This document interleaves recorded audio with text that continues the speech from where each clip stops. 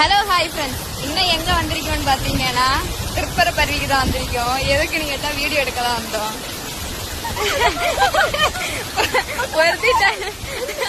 அங்கேயும் ஆட்கள் நிக்காங்க, அங்க போய் பார்க்கலாம்.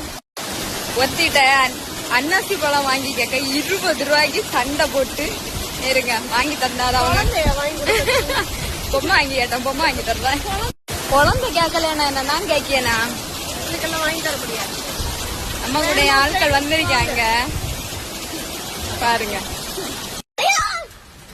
பாருங்க, வீடியோ எடுக்க வந்த ஆட்கள் வீடியோ எடுக்க போறோம், எடுத்து முடிச்ச போறோம்.